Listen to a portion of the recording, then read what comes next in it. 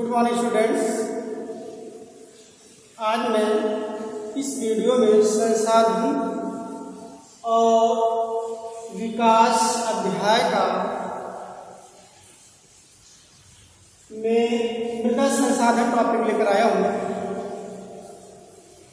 और मृदा संसाधन टॉपिक से पहले हमने इस चैप्टर में संसाधन एवं विकास अध्याय में संसाधन, इसके इम्पोर्टेंस, संसाधन का क्लासिफिकेशन, संसाधन का कंजर्वेशन एंड यूटिलाइजेशन के बारे में बताया था। आज मैं मृदा संसाधन में मृदा संसाधन का जो उपयोग है और साथ ही साथ इसके जो क्लासिफिकेशन है मृदा के, उसके बारे में मैं बताऊंगा विस्तृत। तो इस वीडियो के माध्यम से आप लोग मृदा संसाधन और उसके वर्गीकरण के बारे में समूचा अध्ययन करेंगे। प्यारे बच्चों, जो मृदा या मिट्टी है, यह एक नवीकरणीय रिसोर्सेस है और नवीकरणीय रिसोर्सेस होने की वजह से यह सतत उपयोग होता रहता है या इसका यूटिलाइजेशन हमेशा चलता रहता है। इसमें या इसके उपयोग की विधियों को अलग अलग तरीके से इस्तेमाल में किया जाता है। उससे पहले मैं बता दूं, मृदा संसाधन सॉइल रिसोर्सेस धरातल का वह समूचा ऊपरी लेयर परत होती है जिससे सभी जीवित प्राणी के लिए पोषक तत्वों के रूप में पोषक के रूप में उनका देखरेख करती है। और इसी के माध्यम से मृदा संसाधन के द्वारा ही धरातल में जितना जीवमंडल है उनका उचित प्रकार से या उनकी देखरेख हो पाती है। तो कहने का मतलब ये है, जो मृदा संसाधन धरातल में सभी जीव जंतुओं का एक तरह से रक्षक के रूप में काम करती है। और साथ ही साथ मृदा संसाधन से तरह तरह के फसलों का प्रोडक्शन होता है।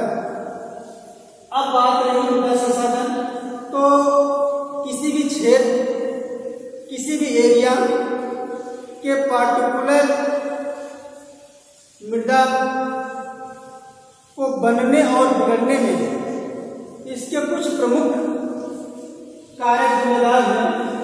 जैसे मैं बोलूं अपर्दन, ठीक है, अपर्दन एवं अपक्षय, ठीक है, इरोजन और विदरिंग। तो ये दोनों जो नेचुरल कारक है, अपर्दन और अपक्षय, इसके थ्रू मिट्टी का या मृदा का निर्माण होता है और मृदा का इरोजन होता है, ठीक है। तो वह कैसे हम बताया था पिछले वीडियो में, जब प्राकृतिक कारक जैसे पवन है, तीव्र गति से हवाएं चलती हैं, तो उस हवाओं की गति अधिक होने की वजह से वह अपने साथ मिट्टी का जो ऊपरी लेयर है वह एक स्थान से दूसरे स्थान पे उड़ के चला जाता है, दूसरे स्थान पे निक्षेपित होता है। एक स्थान पे तो अपवर्तित हो रहा है, दूसरे स्थान पे क्या होगा, निक्षेपित होगा, ठीक है। तो कहने मतलब एक स्थान पे मिट्टी कटेगी तो दूसरे स्थान पर मिट्टी जाके जमा हो जाती है, मिट्टी का निर्माण होना प्रारंभ हो जाता है। यह प्रोसेस सतत चलता रहता है और मिट्टी की एक सेंटीमीटर लेयर बनने में लाखों वर्षों का समय लग जाता है। जैसे मिट्टी की 1 सेंटीमीटर यहाँ से यहाँ तक 1 सेंटीमीटर लेयर तैयार होने में लगभग लाखों वर्षों का समय लगता है, लाखों वर्ष लग जाते हैं मिट्टी की 1 सेंटीमीटर परत जमने में बनने में। तो इस तरीके से जो प्राकृतिक कारक है उसके माध्यम से मृदा का अपरदन और अपक्षय होता है और उसके द्वारा मृदा का निर्माण होता है। अब दूसरा जो है अपक्षय विदरिंग। विदरिंग क्या होता है? जब प्राकृतिक कारकों की वजह से धरातल के ऊपरी चट्टानों का अपने स्थान पे टूट कर बिखर जाना, इस प्रक्रिया को हम विदरिंग कहते हैं। तो विदरिंग होने में या अपक्षय होने में इसके लिए कुछ प्रमुख कारक है, जैसे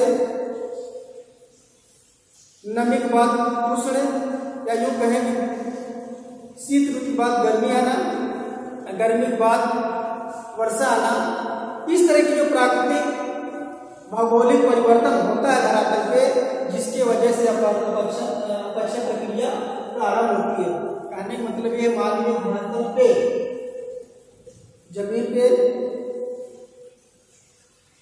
वर्षा की बूंदें पड़ रही है, कुछ समय बाद वर्षा समाप्त हो जाती है और समाप्त होने के बाद जल का कुछ भाग धरातल द्वारा मृदा द्वारा आर्जित कर लिया जाता, सोख लिया जाता, कुछ बहकर नदियों के माध्यम से सागर महासागर में चला जाता है। लेकिन जो भाग जो अंश भूमि उसको आर्जित करती सोखती है, यदि उस पर सूर्य का प्रकाश पड़ता है तो सूर्य के प्रकाश पड़ने से उसमें वाष्पीकरण प्रक्रिया प्रारंभ हो जाती है और वह सूख जाता है। सूखने के बाद मिट्टी के लेयर में परत में दरारें चट्टानें शुरू हो जाती है। तो वही धीरे धीरे प्रक्रिया उसकी वजह से वह चट्टानें धीरे धीरे टूटकर बिखर जाती है अपने स्थान पे। इसी प्रक्रिया को हम क्या बोलते हैं? अपक्षय बोलते हैं, विदरिंग बोलते हैं। ठीक है, तो ये सब मिट्टी संसाधन के जो रिसाइकिल है, इस तरह से मिट्टी का निर्माण होता है। मैं एग्जाम्पल के तौर पर बता दूं, जैसे क्या नाम है, आप राजस्थान का जो एरिया देखते हैं, सुने होंगे, जो आज जिस समय उसकी कंडीशन है, आज से लगभग 23 लाख वर्ष या 23 करोड़ वर्ष पहले शायद वहां पे ये कंडीशन उस तरह की नहीं होगी, और नहीं थी ऐसा भूगोलविद मानते हैं। क्यों? क्योंकि वहां पे जो अरावली पर्वत है, अरब सागर से आने वाली जो मानसूनी हवाएं हैं, वह अरावली पर्वत अरब सागर की मानसूनी हवाओं को रोकती थी और उस क्षेत्र में अरावली रेंजेज के आसपास के जितना भी पार्ट है वहां पे मूसलाधार वर्षा हुआ करती थी। समय बीतता गया, यह प्रोसेस चलता रहा। कालांतर में धीरे धीरे जो अरावली पर्वत है वह उसका ऊपरी लेयर अपरदित होता गया, उसकी ऊंचाई कम हो गई और आज ऐसा माना जाता है जो अरावली पर्वत विश्व का सबसे पुराना या भारत का सबसे प्राचीन पर्वतों में से एक है। तो उसकी ऊंचाई कम हो गई, उसकी जो ढलान है अरब सागर की मानसूनी हवाओं वह अब इसमें रोक नहीं पाता, उसकी ढलान के समरूप हो गया, जिसकी वजह से अरब सागर की मानसूनी हवा उसे न टकराकर उसे आगे पंजाब, हरियाणा, दिल्ली, कश्मीर, हिमाचल प्रदेश, उत्तराखंड इन एरिया में चला जाता है, जिससे जो हिमालय अरावली पर्वत का जो क्षेत्र वहां पर वर्षा न होकर के आगे जाकर इन प्रांतों में, इन राज्यों में वर्षा करने लगते हैं। और वही कंडीशन जो आपका भारत का जो पूर्वी राज्य है, जैसे मेघालय है, अरुणाचल प्रदेश, असम, त्रिपुरा, ये सब है, तो विश्व में सर्वाधिक वर्षा वाला जो क्षेत्र है वह कौन सा है? भारत का जो पूर्वी ये राज्य है यहाँ पर। तो इन एरिया में मेघालय वाले लोग यहाँ पे गारो खासी जयंतियां की 3 पर्वत श्रृंखलाएं हैं, जिसकी वजह से यहाँ की वर्षा जब विश्व की सर्वाधिक वर्षा होती है मेघालय के मौसम वाले। और ऐसा लोग मानते हैं, जो भूगोलविद ऐसा मानते हैं कि फ्यूचर में, भविष्य में यहाँ भी वर्षा की मात्रा कम हो जाएगी जब इस अरावली गारो खासी जयंतियां पर्वत की ऊंचाई कम हो जाएगी और ये भी यहाँ की कंडीशन उस राजस्थान जैसी हो जाएगी जो वर्तमान में राजस्थान की है। तो ये सब प्राकृतिक परिवर्तन है और प्राकृतिक परिवर्तन प्राकृतिक कारकों की वजह से धरातल का जो स्वरूप है उसमें परिवर्तन आता रहता है, उसकी आकृति में परिवर्तन, उसके स्वरूप, उसके आकार में परिवर्तन होता रहता है। पठार मैदान जो भी है उसमें तब्दीलियां आती रहती है, मगर हम लोग उसको रिलीफ नहीं कर पाते हैं, महसूस नहीं कर पाते हैं। एकाएक तो होने वाले नहीं, बहुत मामूली परिवर्तन होता है कई वर्षों में, इसीलिए हमको महसूस नहीं हो पाता। लेकिन जब उसका प्रभाव डायरेक्टली रूप से इंसान में पड़ता है तब जाकर समझ पाता है। जैसे उसमें क्या है, जो प्राकृतिक आपदाओं में वैश्विक तापन है, सूखा, बाढ़, सुनामी, भूकंप, ये जब से प्राकृतिक घटनाएं घटती तब जाकर इंसान उसको महसूस कर पाता है। चलिए अब मृदा संसाधन के बारे में चर्चा कर लिया। उसके बाद आते हैं मृदा का वर्गीकरण। प्यारे बच्चों, जो हमारे देश की क्लाइमेट है, जलवायु है, उसमें तमाम असमानताएं हैं और उस असमानताओं की वजह से यहाँ की जो मिट्टी है उसमें भी एक समान समरूपता नहीं करने के लिए मिलती है, उसमें भी भिन्नता पाई जाती है। इसलिए उसके गुण और विशेषता की वजह से भारत में मृदा का वर्गीकरण किया गया है, उसको 6 भागों में बांटा गया है। तो हम लोग आइए इसकी चर्चा करते हैं, भारत में कौन कौन सी मृदा किन किन प्रांतों में कहाँ कहाँ पाई जाती है। तो उसमें से कुछ प्रमुख इस प्रकार, जैसे जलोढ़ मृदा है, काली मृदा है, लाल एवं पीली मृदा, लैटराइट, मरुस्थलीय एवं पर्वतीय मृदा। ये भारत की प्रमुख मिट्टियां हैं, जिसमें से मैं बता दूं, जिसमें से 2 मिट्टियां हैं, जलोढ़ और काली मृदा। बहुत ही इंपॉर्टेंट प्राय ऐसे प्रश्न बनते हैं, पूछे जाते हैं, ठीक है। इंपॉर्टेंस है जलोढ़ एवं काली मृदा। तो अब हम लोग शुरू करते हैं जलोढ़ मृदा। देखिए, जो जलोढ़ मृदा है वह है भारत के उत्तरी भागों में इसका विस्तार जारी पाया जाता है। क्यों पाया जाता है? यहाँ से भारत के उत्तर में तमाम हिमालय पर्वत से निकलने वाली जो नदियां हैं, इस जलोढ़ मृदा, इस मैदानी भूभाग का निर्माण करती है। इसमें आपका गंगा, जमुना, सतलुज, ब्रह्मपुत्र, इसके तमाम सहायक रिवर्स हैं, जो अपने साथ तमाम औषधि, कंकड़ पत्थर, बालू के कारण अपने साथ बहा कर ले जाते हैं और किसी स्थान को पीछे करते करते आगे अरब सागर में चले जाते हैं, बढ़ते जाते हैं। इस तरीके से जलोढ़ मृदा का निर्माण होता है, ठीक है। तो इसमें जो है, जो जलोढ़ मृदा है भारत में पाई जाती है, इस जलोढ़ मृदा में कुछ प्रमुख तत्वों की प्रधानता होती है, जैसे पोटास और फास्फोरस, चूना। पोटास, फास्फोरस, चूना, इन तत्वों की प्रधानता होती है, जिसकी वजह से यह मृदा बहुत ही उपजाऊ होती है। और उपजाऊ होने का वजह ये सभी, इस मृदा में पोटास, फास्फोरस और चूना की मात्रा अधिक पाई जाती है। और साथ ही साथ इसमें नमी धारण करने की क्षमता भी अधिक होती है। नमी धारण, ठीक है, नमी धारण करने की क्षमता भी इस मिट्टी में अधिक पाई जाती है, जिसकी वजह से इस मृदा में तमाम फसलें उगाई जाती है। मुख्य रूप से इसमें आपका गेहूं, ठीक है, चावल, गन्ना, ये सब प्रमुख मुख्य फसलें हैं। अब यहाँ पटसन है, ठीक है, जिसे हम दूध बोलते हैं, आम है। तो इस मृदा में मुख्य रूप से उगाए जाने वाली जो फसलें हैं, खासकर जब खाद्यान्न फसलों की बात करें उसमें गेहूं और चावल मुख्य रूप से आएंगे। तो इसके अंतर्गत जो प्रमुख राज्य हैं उसमें आपका पंजाब है, ठीक है, हरियाणा है, उत्तर प्रदेश है, बिहार है, पश्चिम बंगाल है, असम है,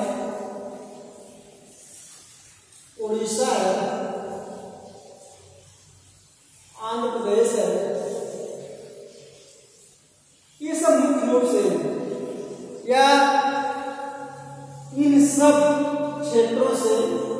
राज्यों से तमाम नदियां फ्लो करती हैं, जिसकी वजह से इन एरिया में, इन राज्यों में जलोढ़ मृदा की मात्रा अधिक पाई जाती है। अब आइए हम लोग काली मृदा की बात, एक मिनट, जलोढ़ मृदा का निर्माण, इसमें खनिज तत्व, इसमें प्रमुख फसलें और एरिया, किस किस भारत के किस किस राज्यों में जलोढ़ मृदा पाई जाती है, आपने उसके बारे में अध्ययन किया, देखा। अब जलोढ़ मृदा को दो नामों से और पुकारा जाता है।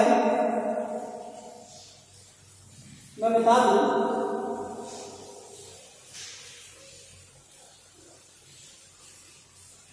जलोढ़ मृदा को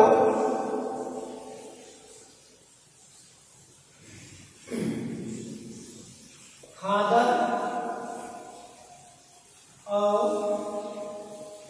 बांगर,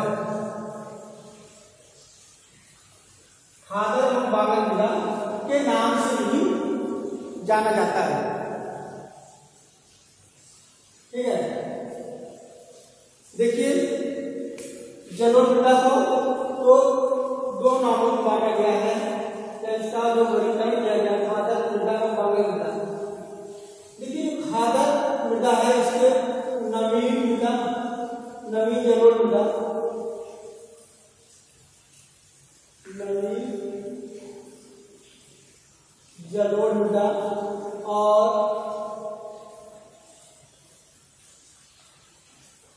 पुरानी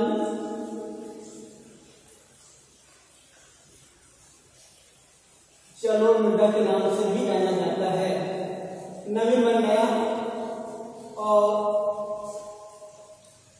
पुरानी मतलब बहुत शुरू में या बहुत अधिक समय में इसका निर्माण हुआ है। अब देखिए खादर मृदा क्या, मुख्य रूप से ये जाना जरूरी है, खादर और पानी। देखिए खादर मृदा वह मृदा होती है जहां पर नदियों का जल बाढ़ के दौरान, जब फ्लड आता है, बाढ़ आती है मानसून ऋतु में, उस दौरान इस एरिया में बाढ़ का जल पहुंच जाता है, जिसकी वजह से यह मृदा बहुत ही उपजाऊ हो जाता है। क्या हो जाता है? उपजाऊ, ठीक है, फर्टिलाइज। इस तरीके से खादर मृदा का निर्माण होता है। ऐसे मृदा को खादर मृदा कहते हैं। और बार बार इस तरह के हमारा देश है वह है मानसून प्रकार की क्लाइमेट से भरा पड़ा है। जब मानसून आता है देश में, तो उस दौरान यहाँ पे तमाम उत्तर भारत की नदियों में जल में बाढ़ आ जाता है, और जिसकी वजह से उस एरिया की मिट्टी का एक ऊपरी लेयर परत जम जाती है। तो इससे या नदियों के बाढ़ आने से वहां पे एक नवीन मृदा का निर्माण होता है, जिसे हम खादर मृदा कहते हैं।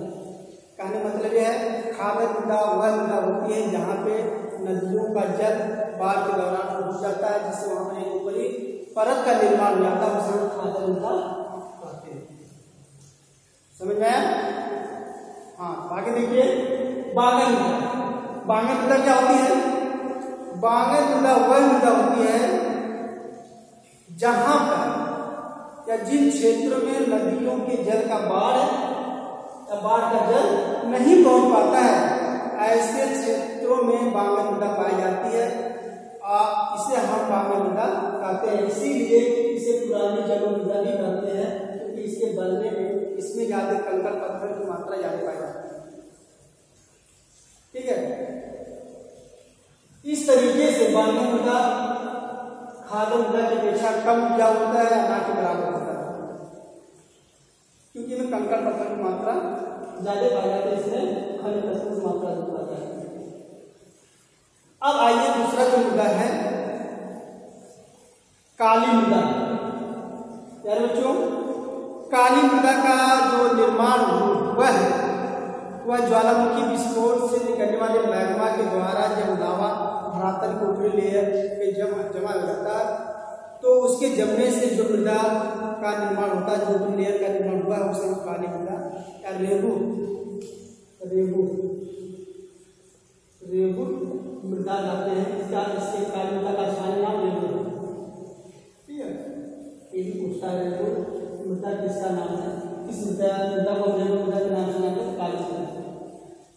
कहने मतलब जो काली मृदा का निर्माण हुआ है लावा मैग्मा के विस्फोट के फलस्वरूप काली मृदा का निर्माण होता है। तो खासकर यह भारत का जो काली मृदा है यह मुख्य रूप से कुछ ही प्रमुख राज्य जैसे इसमें आप देखेंगे इसके अंतर्गत कुछ ही राज्य हैं इसमें काली मृदा के अंतर्गत। वह है आपका गुजरात, ठीक है, गुजरात है, महाराष्ट्र है, पंजाब है, ठीक है, हरियाणा है, और कुछ दक्षिण भारत के केरला, तमिलनाडु, कुछ पार्टों में, ठीक, लेकिन अधिकांश जो भाग है सबसे अधिक काली मृदा पाई जाती है भारत के प्रमुख रूप से दो ही राज्य हैं, गुजरात और महाराष्ट्र। इन दोनों की हम बात करें सबसे अधिक महाराष्ट्र राज्य में काली मृदा पाई जाती है। इस काली मृदा को हम कपास की मृदा में बोलते हैं। क्या बोलते हैं? कपास की मृदा के नाम से जाना जाता है। क्यों जाना जाता है? क्योंकि इसमें कपास फसल की पैदावार सबसे अधिक होती है, जिसकी वजह से इस मिट्टी को कपास मृदा के नाम से जाना जाता है। तो भारत में मुख्य रूप से काली मृदा वाले जो क्षेत्र हैं गुजरात है, महाराष्ट्र, पंजाब, हरियाणा और दक्षिण भारत में तमिलनाडु, आंध्रा, इन राज्यों में पाई जाती है। ठीक है, तो इन राज्यों में सबसे अधिक गुजरात और महाराष्ट्र है।